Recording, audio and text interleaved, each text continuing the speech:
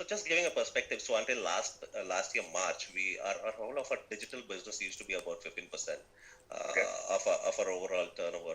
Uh, in maybe in June, July, sometimes it had reached to somewhere about 35% as well. But we see a healthy mix of this being around 25% of contributing about 25% of our overall business, which is a huge jump in itself in the way because it's not that the offline business is not growing. We've looked at the current year business plan. We just completed that the current year business plan, the next year business plan, and we are growing there as well. And which means that there is a humongous ask in terms of growing the digital business because one is you've got to take a 10% share from the offline businesses, plus you have to factor in the growth that they are also bringing in.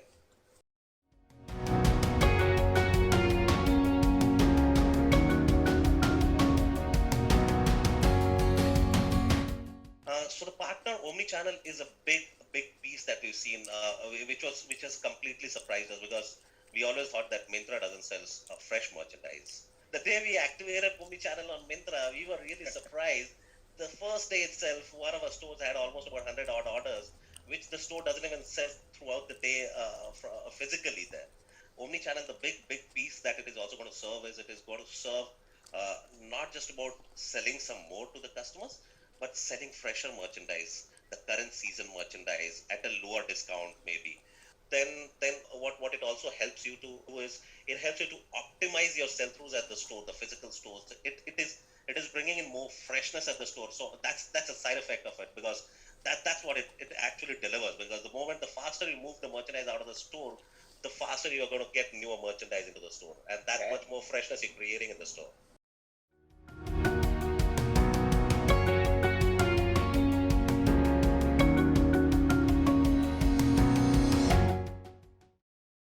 Don't be a foolish guy, yaar.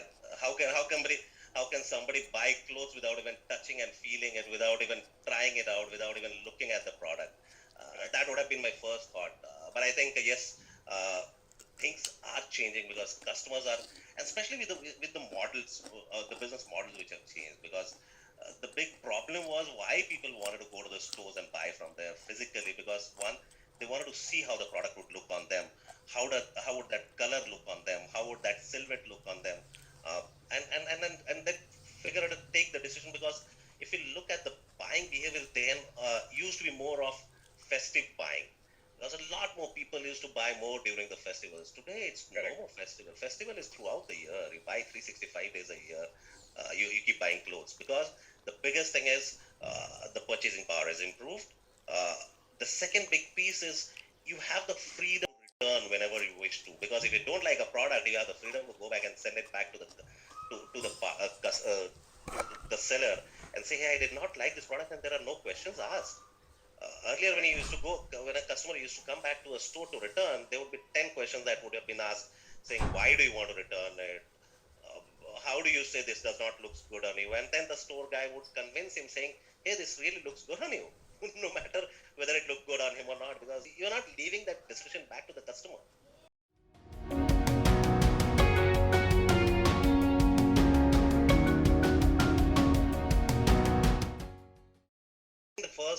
The first and the biggest is convincing the store staff that this sale is going to help the organization because see the biggest asset for the store employee is the inventory that is lying to them, and they always have that feeling that they are the best place to sell that inventory. If they sell their inventory for somebody else's order, or if they ship it out for somebody else's order, they might not have the inventory left with them to be able to service if a customer walks into their store. So I think that's a big shift in. It's a big mind shift that has to happen, and that has happened to a great extent because now people have started realizing that yes, it adds value because the way how you're going to ship merchandise for others are also going to do the same for you and for your customers. Yeah, so plus it helps you to retain customers in a big way when you don't have merchandise because the biggest challenge is when a customer walks in, especially in fast fashion retail like us, where the depth is very low in a store. When a customer walks in, there is a high chance that he might not have that size or that color.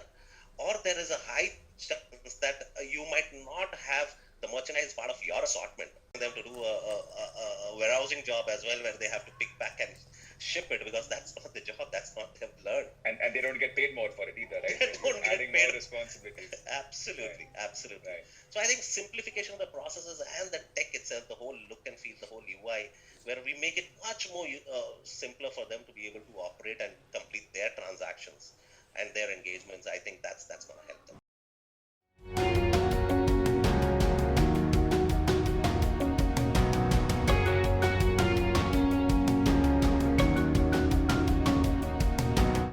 What fast fashion means is we don't have anything as a pull. Uh, we are pushing out inventory every day. We are pushing in freshness every day, which means we have a weekly launch. For all our brands, we have weekly launch, which means that we are always working uh, backwards almost 6 months ahead in terms of saying on what date, which week this particular option or this particular style needs to be in the stores. And it has to be across all the stores in the country. So imagine the whole supply chain that works behind that to be able to cater to that need in terms of the whole buying process, in terms of being able to deliver and being able to plan and execute that entire piece. Now that what it does is, which means that you only have one way. You sell and push out the way how you're pushing merchandise from the supply chain to the stores. Similarly, you have to keep pushing the merchandise out to the customers as well. If there is something which is not selling, it has to come back into the distribution channel, into the distribution centers, and then it has to be rerouted to someone else or some other stores. That's a very, very painful task. Pulling back merchandise from a store is the most difficult task, because imagine a 2,500 square feet store which has a back store of maybe a 200 odd square feet, max 250 square feet, and you have almost 3 times the stock which is there on the floor in the back store within that space. And then you also have all your biometric systems, your UPS, your computer systems, all your back office jobs that you've got to perform within that same space. Imagine the life of those guys, because they have to send back merchandise, and if they have to pull merchandise, pack it and send it back to the distribution center or to some other store, that's a big ask for them. What omnichannel definitely does is, we are gradually moving towards a stage where I don't need to pull that merchandise back. Our whole algorithm has to be tweaked in a way saying that if there is a particular store which is a low selling store, a low throughput store, still how could I bring in freshness to that store if I can keep routing my orders, my omni-channel orders that could be fulfilled from those stores. Or if there is a store where my rentals are lower, where my revenue sharing is lower to the mall, because that's where those are the algorithms which are actually going to help me make more money out of this, because this business otherwise is never going to be profitable. And this whole fast fashion game has to evolve in a way where it needs to be about moving merchandise much more faster than pulling back in season into the distribution center or moving merchandise from store to store. That's where the whole game of fast fashion is changing. And when I'm launching new fresh collections every week, that means that whenever there's a customer walking in, I need to be much more faster in my entire digital journey, because my entire merchandise has to be live in my entire e-commerce channels, my digital channels at the same time, or maybe before, because from my e-commerce business, we are actually working on a plan where we could go live with the merchandise at least 7 days before it hits the store. Correct. Because that's the edge that I want to give to my customers, saying the merchandise is always going to be available first on my website, which means that's the benefit of a customer who actually comes to my web store and makes a purchase. So by the time it reaches the store, I will always be ready in terms of being able to service him for omnichannel.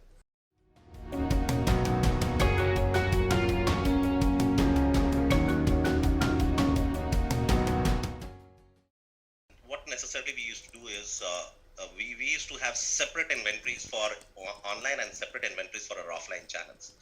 Last December, what we've done is we've brought all that inventory, whether it's lying in the store, in the distribution center, wherever it is, all of that is one single view across all channels. So now it is about survival of the fittest. Whoever sells first gets the merchandise. So it's no more that the merchandise is blocked for a specific channel. It is all about whoever sells it gets it.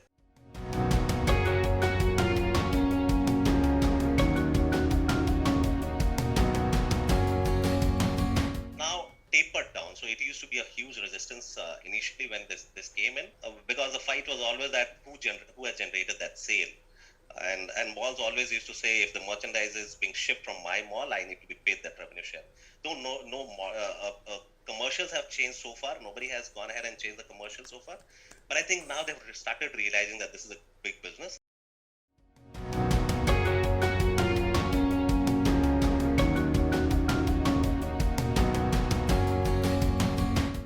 You'll be surprised. We are adding more stores. So next year we already have planned to open 40 more new stores across our EBOs across the country, and we are already opening a few of them between April and May itself. So we are pushing big times in terms of expansion of our EBO stores, because I think that's where our brands are. That's what our customers recognize us by. They did not see us first on websites. So they're the first. We created our brands by selling online.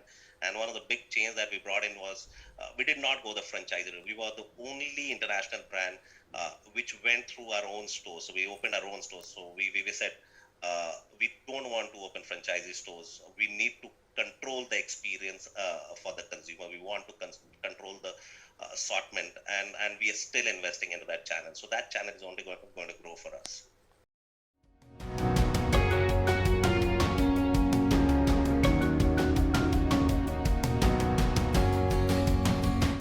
So just to give you a perspective, we're being pushed hard every day from our Danish colleagues and people in a corporate office in Denmark, because they've been doing a fantastic numbers in terms of social selling. So just to give you an idea, the stores are closed in Denmark, and there were two girls in the store who actually shot some dresses on themselves and put it on Instagram, and they started selling. That was the first we experienced almost about 9 months back. And the kind of revenue that those two products generated, it was half the sale of that entire store that they used to generate. So that's the power of social selling. You actually need to do it right, and we are moving into it very, very aggressively.